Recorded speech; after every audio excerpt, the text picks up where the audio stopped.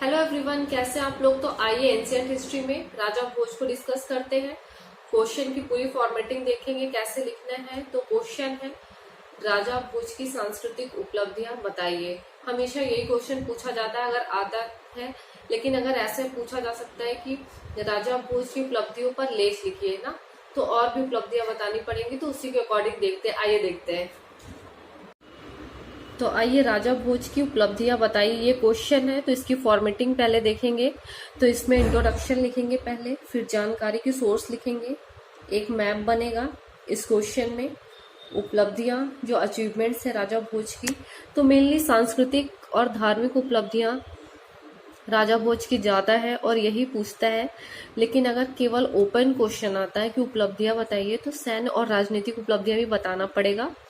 तो उसी के अकॉर्डिंग मैं आपको पूरा बता देती हूँ। जैसे भी क्वेश्चन आएगा आपको उसी के अकॉर्डिंग आप उसका आंसर लिखेंगे, ठीक है।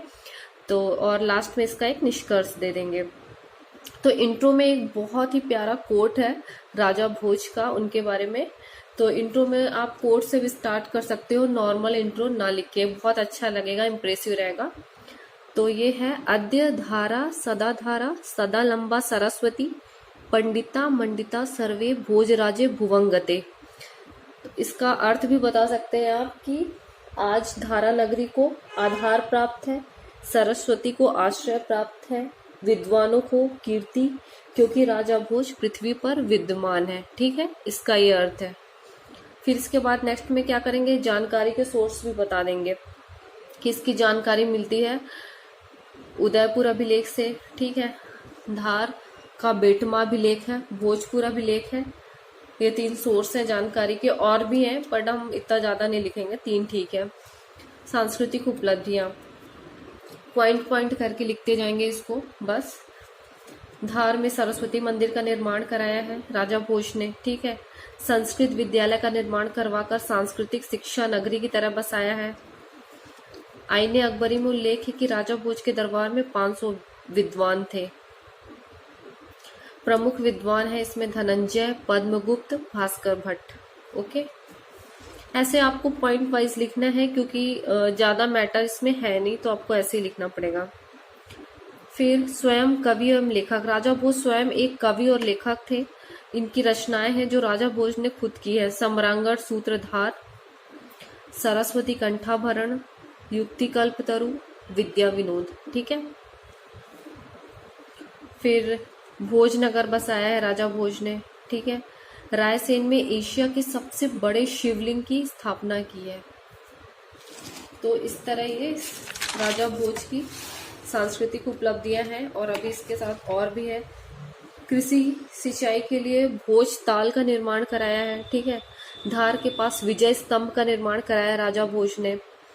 चित्तौड़ में त्रिभुवन नारायण मंदिर का निर्माण कराया है राजा भोज के द्वारा। ये एक बार पीटी में भी पूछा जा चुका है, प्री एमपीपीएससी प्री में। तो आप मेंस पढ़ोगे तो आपका प्री भी निकलेगा अच्छे से, क्योंकि अगर डीप में जाके क्वेश्चन पूछता है तो। सांस्कृतिक कार्यों के आधार पर हर्ष व अकबर के समकक्ष कहा जाता है राजा भोज को, ठीक है।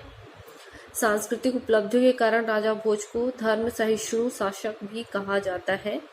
और इसके साथ अगर सिर्फ सांस्कृतिक या धार्मिक पूछे तो इतने सारे पॉइंट लिख के इस फ्रेमिंग में, और इसके साथ आपको एक बीच में मैप बना देना है। जानकारी के सोर्स के बाद पहले इंट्रो आप दोगे कोट लिख के, उसका अर्थ बताओगे, फिर जानकारी के सोर्स दोगे, फिर एक मैप बनाओगे, उसमें बताओगे कि राजा भोज का एम्पायर कहाँ तक है। उसके बाद फिर ये सारे पॉइंट लिखोगे, सांस्कृतिक उपलब्धियां या धार्मिक उपलब्धियां। उसके बाद लास्ट में एक निष्कर्ष दे दोगे। निष्कर्ष ऐसे दोगे, अतः मध्य प्रदेश सरकार द्वारा राजा भोज की स्मृति में राजा भोज विश्वविद्यालय व राजा भोज हवाई अड्डा का निर्माण कर सच्ची श्रद्धांजलि अर्पित की गई है, राजा भोज को दी है, ठीक है। अब राजनीतिक उपलब्धियां देख लेते हैं। अगर नॉर्मल उपलब्धि आता है तो आप राजनीतिक भी डाल दो इसमें, कि राजा भोज का इसमें राजनीतिक उपलब्धियों में देखेंगे कि उनका साम्राज्य विस्तार कहाँ तक था। तो पश्चिमी भारत, संपूर्ण मालवा एवं गोदावरी तक एक छत्र राज्य किया है, एक छत्र राज्य किया राजा भोज ने, ठीक है। मध्य भारत से लेकर दक्षिण भारत तक एक छत्र राज्य किया है। वृहद साम्राज्य स्थापित किया है, मालवा है, भीलसा है, खानदेश है, बांसवाड़ा है, ठीक है। डूंगरपुर है, गोदावरी है, कोकण का कुछ हिस्सा है। तो इस तरह ये राजनीतिक उपलब्धियां हो गई। सैन्य उपलब्धियां में क्या है देखते हैं। सैन्य उपलब्धियों में है कि कलचुरी शासक को पराजित किया, ठीक है। शिलाहार काशीदेव को पराजित किया है। इंद्र रथ को हराया है। कीर्तिराज को पराजित किया है। सोलंकी शासकों को पराजित किया है और नौ विक्रमादित्य की उपाधि ग्रहण की है।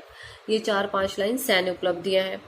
तो अगर नॉर्मल उपलब्धियां बस पूछता है तो आपको फिर निष्कर्ष लास्ट में देना है, सारी उपलब्धियां बता के, सांस्कृतिक, धार्मिक, राजनीतिक और सैन्य, और लास्ट में निष्कर्ष। या फिर अलग अलग पूछे तो अलग अलग भी आप बता सकते हो। इसमें ये भी आ सकता है एक भोजपुर 3 मार्कर में ना, तो इसमें ऐतिहासिक धार्मिक स्थल है, मध्य प्रदेश में रायसेन में स्थित है। पूर्व का सोमनाथ बोला जाता है। विशाल शिव मंदिर का निर्माण यहाँ पर राजा भोज ने कराया है भोजपुर में। और भोजपुर शिलालेख में राजा भोज का उल्लेख है। फिर राजा भोज का ये आप बता दोगे कि धार, उज्जैन और यहाँ पर बांसवाड़ा, डूंगरपुर सब जगह, राजस्थान और इधर गोदावरी तक एम्पायर बता दोगे राजा भोज का। तो इस तरह से राजा भोज आपका कंप्लीट होता है। तो आई होप आपको अच्छे से समझ में आ गया होगा। आई होप आपको राजा भोज बहुत अच्छे से समझ में आ गया होगा। तो आपको करना क्या है, यस, वीडियो को लाइक करके जाना है, ठीक है। वीडियो को लाइक करके जाना, ऐसे मत जाना, ठीक है।